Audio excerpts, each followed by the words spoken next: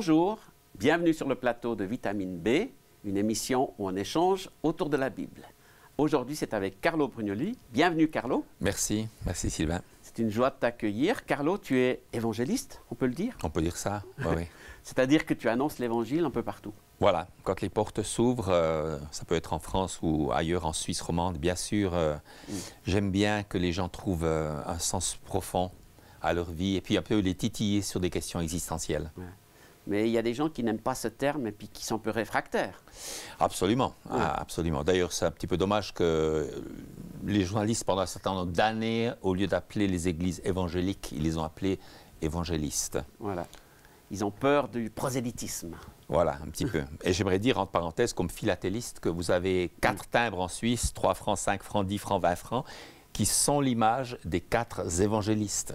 Et même en philatélie, quand on parle d'évangélistes, on parle bien de ceux qui ont écrit l'Évangile, ceux qui proclament aussi l'Évangile. Et ce n'est pas forcément le nom d'une communauté. Ouais. Et toi, tu n'as pas honte de porter ce titre? Non, non, jusqu'à maintenant, on ne m'a pas coupé la tête, j'ai pas reçu trop d'œufs pourris. J'ai reçu une gifle en 50 ans. C'est quand même une persécution extrêmement petite. Voilà. Alors, tu as choisi un verset à partager avec nous aujourd'hui, qui est tiré de la Bible. Exactement. Quelle est la référence? Hébreux 4, verset 6. Alors, je vais le lire. Donc, dans Hébreux 4, il est dit « Ceux qui avaient été les premiers à entendre la bonne nouvelle ne sont pas entrés dans son repos parce qu'ils n'ont pas cru. » Le fait de croire est primordial? Primordial, c'est un choix personnel. Oui. Même quand Jésus utilise des paraboles, on lit quelques versets plus loin, qu'il écrit ces paraboles pour que les gens passent de ténèbres à la lumière, qu'ils connaissent non pas une religion, mais une relation. C'est pas grave d'avoir une religion chrétienne en particulier, mais la relation est plus importante que la religion. Comment tu définis ce mot « croire » ? Faire confiance, et c'est crédere, donner son cœur. Oui. C'est pas que je crois que Napoléon a existé. Si je crois que Jésus-Christ a été envoyé par Dieu pour le représenter, pour nous réconcilier avec lui, je donne mon cœur, j'adhère avec mon cœur. Donc c'est une foi vivante qui va produire des changements absolument pratiques et concrets dans la vie des gens. Il n'y a pas un casier Dieu et foi avec le casier sexualité, le casier argent, le casier boulot, le casier hobby, mais Dieu prend cette place centrale et tout, y compris le travail, l'argent, le sexe, les hobbies, viennent inspirer. Et quand on est en harmonie avec le pourquoi on a été créé, on vit une vie tellement, je dirais même, on vit une vie 100 fois meilleure que si on suit notre propre volonté uniquement. Ce texte parle de gens qui n'ont pas cru. Toi, tu as toujours cru?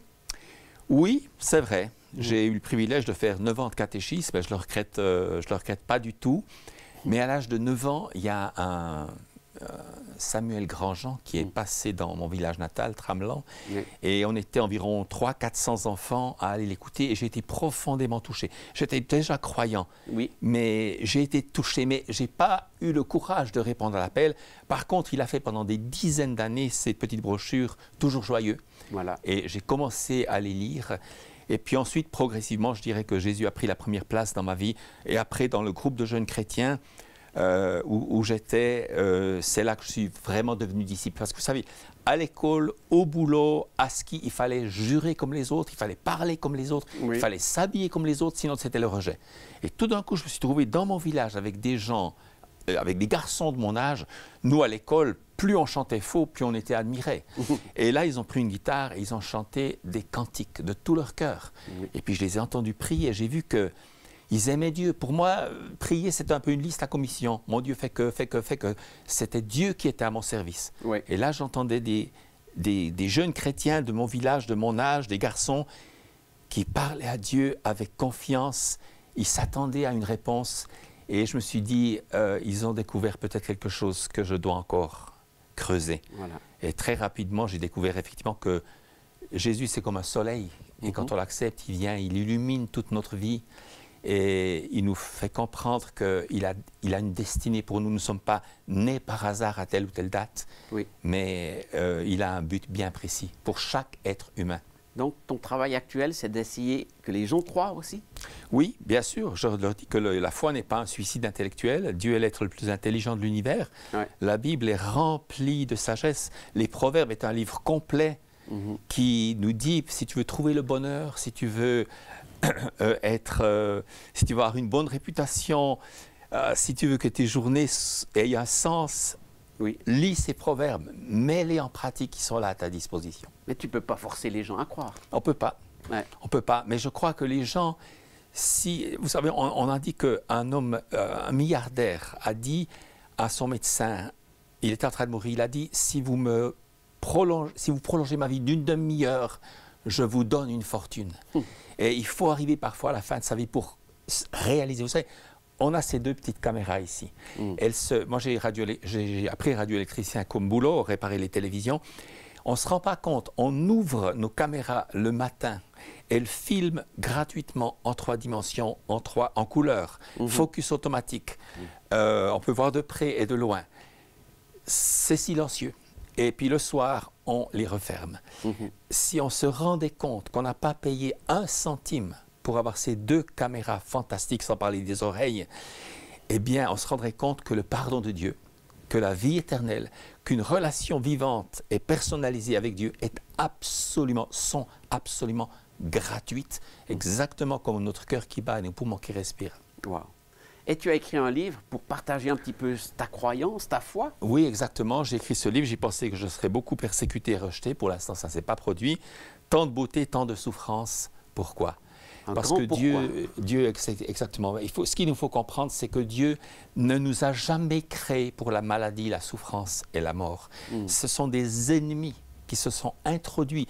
La Bible dit que Dieu a été secoué de douleur quand il a vu que toute l'humanité n'avait des pensées méchantes, cruelles, du matin au soir. Il nous avait créés pour être comme lui. Et quand il a vu ça, la Bible nous dit dans Genèse 6, versets 5 et 6, que Dieu regretta d'avoir fait l'homme.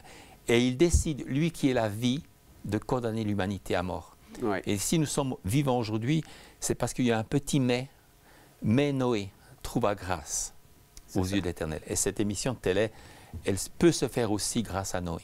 Voilà. Donc Dieu fait encore grâce aujourd'hui? Exactement. Dieu aime beaucoup plus pardonner que juger. D'ailleurs, il a tout un caractère que je pourrais peut-être citer si je retrouve ma liste où je le fais par cœur. Eh bien, Dieu est généreux, Dieu est bienveillant, Dieu est amour, Dieu pardonne, Dieu est quelqu'un qui exerce la bonté. Comment tu es sûr de ça? Eh bien, ce qui est extraordinaire en tant que chrétien, c'est qu'il y a 3 témoignages qui s'accordent parfaitement. Oui. Un, ce que je vois dans la nature. J'observe par exemple les abeilles qui, sans chef et sans plan, font des hexagones quasi parfaits et parfois même sur des surfaces qui n'ont rien à voir avec plat ou idéal. Oui. Je vois bien sûr les fleurs au printemps, je vois les couleurs, les parfums et tout cela.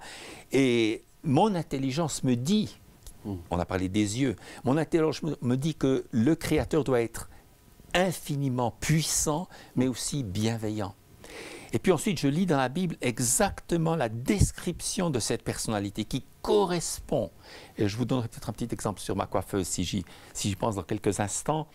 Et puis la troisième chose, c'est ce que j'expérimente dans ma vie. C'est-à-dire que la Bible, par exemple, dit « Demandez, vous recevrez ». Et combien de fois j'ai demandé à Dieu des petites choses. Donne-nous aujourd'hui notre pain quotidien. Des choses immenses, que ta volonté soit faite sur la terre comme au ciel. Et ces 3 choses, la relation, la création et la parole de Dieu sont en parfaite harmonie. Voilà. Et c'est pour ça que notre foi est solide. Voilà. Alors, je pourrais parler de cette coiffeuse à Lausanne qui était harcelée parce qu'elle ne faisait pas le ramadan. Et il y avait un magnifique cerisier en fleurs qu'on voyait juste à 2 mètres devant son salon. Oui. Et je lui ai dit, est-ce que vous pensez que le Dieu qui vous envoie des oiseaux qui chantent dans cet arbre et qui a fait ces milliers de fleurs et qui vous donneront des cerises en abondance, est-ce que vous croyez que ce Dieu correspond à la pression, au chantage que ces gens vous font? Et est-ce que ce ne serait pas bien que vous recherchiez à connaître celui qui a fait votre cerisier et qui vous envoie des oiseaux qui chantent le matin? Elle était intéressée? Elle était très intéressée, oui, tout à fait. Elle a cherché Dieu, peut-être? J'espère. En tout cas, je l'ai vu quelques fois et il y avait cette soif. Et je pense que c'est tellement important qu'on garde notre liberté. Parce que c'est vrai que la souffrance souvent fait obstacle à la foi. Les gens disent, mais on souffre trop pour que Dieu nous aime ou qu'on le suive. C'est vrai. Et on est solidaires les uns des autres. Vous savez, ça c'est quelque chose qu'on a de la peine à comprendre. On est prêt à mourir pour notre liberté, mais on voudrait que Dieu supprime celle des autres chaque fois qu'ils nous font mal. Et quand un alcoolique passe sur votre fille de 2 ans et la tue, c'est tellement stupide de dire « Dieu a tué ma fille ». Parce qu'avec cette main que Dieu m'a donnée, je peux aider un aveugle à traverser la route et je peux le tuer, je peux le poignarder. C'est la même main. Dieu a dit « aime ton prochain comme toi-même ». Un jour, à Pâques, dans une émission, on a demandé à un prêtre « Pourquoi est-ce que Dieu a permis que cet homme tue son voisin ?» Et le prêtre a répondu « Dieu ne l'a pas permis, il l'a interdit, tu ne tueras point ». C'était extraordinaire de répondre à une question si difficile avec ces quelques mots. Oui. Et je pense que les gens ont besoin d'entendre ce message-là. Ils ont besoin d'entendre parce que nous tombons malades. Oui. Nous tombons malades. Aussi en tant que chrétiens, nous tombons malades. Dans le psaume 41, Dieu dit « il nous soulage ». Ou bien dans le psaume 103, c'est lui qui te guérit de toutes tes maladies. Les chrétiens, certains chrétiens lisent « c'est lui qui t'empêche de tomber malade ». Merci Seigneur s'il nous empêche. Mais la Bible ne dit pas que Dieu nous empêche toujours. Il y avait des malades dans l'équipe missionnaire de l'apôtre Paul. Mais Dieu dit « je suis celui qui te guérit de toutes tes maladies ». Et c'est pour ça que notre vie peut être en bien meilleure santé si nous la confions dans les mains de celui qui aime la santé, que si on dit de toute façon on n'y peut rien, on est là. Mais la solidarité humaine est une réalité. Ma maman a perdu sa maman à l'âge de 6 ans. Elle a été battue par sa marâtre de l'âge de 7 ans jusqu'à ce qu'elle s'échappe. À 16 ans, ce n'était en aucun cas le plan de Dieu qu'elle soit traitée comme elle a été traitée, mais la méchanceté est une réalité sur cette terre. Oui. Alors Dieu nous donne une solution, c'est cette relation qu'on peut avoir avec lui? Oui, tout à fait, parce que dans cette relation, il y a aussi la consolation. Oui. Et parfois, dans nos maladies, il y a aussi des conseils que Dieu va donner au médecin. Il y a aussi une bénédiction sur le chirurgien. Il y a une immense différence entre celui qui veut vivre sa vie en communion avec Dieu ou qui veut dire non, Dieu, je n'en veux pas, je vis selon mes propres idées. Et presque aucune famille sur Terre ne connaît pas des drames. Il suffit qu'on creuse un tout petit peu après qu'on ait parlé de la pluie et du beau temps et on va constater que nous sommes, même en Suisse, dans des familles qui connaissent toutes sortes d'épreuves, toutes sortes de misères, toutes sortes de questions existentielles. Et ce serait tellement formidable qu'elles cherchent. Parce que nous avons 80 ou 100 ans à vivre sur cette terre, mais le but de notre vie, ce n'est pas le cimetière, c'est la vie éternelle. Et Dieu a placé en nous la pensée de l'éternité. Le plus grand des agnostiques et des athées cherche à prolonger, en général, sa vie, parce que nous avons cette conviction que nous n'avons pas été faits pour la mort, pour le mal, pour le péché, mais nous avons été faits pour le bien, pour la sainteté et pour l'éternité. Alors, tous ces gens qui travaillent dans le domaine de la santé pour nous aider sont peut-être un peu le reflet de ce que Dieu voudrait faire pour nous? Exactement. Luc est appelé le médecin bien-aimé. Jésus dit ce n'est pas les bien portants qui ont besoin de médecins, mais les malades. Il dit un homme descendait de Jérusalem à Jéricho, il a été blessé à mort. Et certains religieux sont passés en l'ignorant, mais l'autre, le troisième, le Samaritain, il a apporté l'ambulance de l'époque, son âne, il a apporté les médicaments de l'époque, les bandes et l'huile et le vin qu'il a versé. Il était l'assurance de l'époque, c'est-à-dire le monsieur en bonne santé s'est investi pour celui qui est malade, c'est nos assurances aujourd'hui.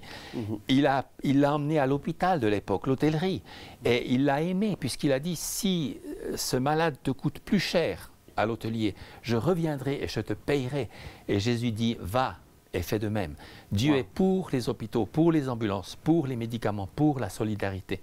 Mais il peut aussi faire des miracles et nous guérir instantanément ou progressivement. Mais il est bonté, il est amour. Magnifique. Donc c'est un message d'espérance pour tous ceux qui souffrent aujourd'hui. Oui, exactement, absolument. Donc c'est ce qu'on partage avec vous, c'est pour ça qu'on fait cette émission, c'est pour ça que cette chaîne existe, pour vous dire il y a une espérance, il y a un Dieu qui veut interagir avec vous, qui veut vous parler, qui veut partager vos souffrances et vous rencontrer dans vos douleurs, dans vos questions et vous apporter la paix, la joie. Soyez bénis et au plaisir de vous retrouver pour une prochaine émission Vitamine B.